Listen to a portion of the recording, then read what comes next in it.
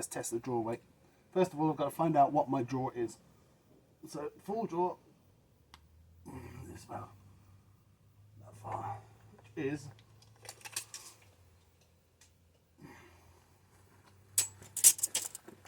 800.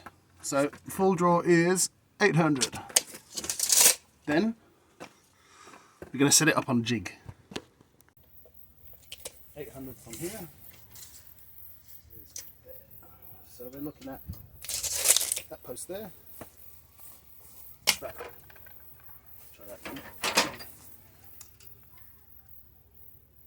That is at.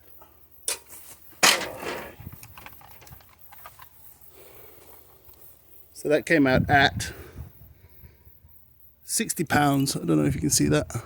Whoop, there we go. So it came out at 60 pounds. So that's got a 60 pound draw weight.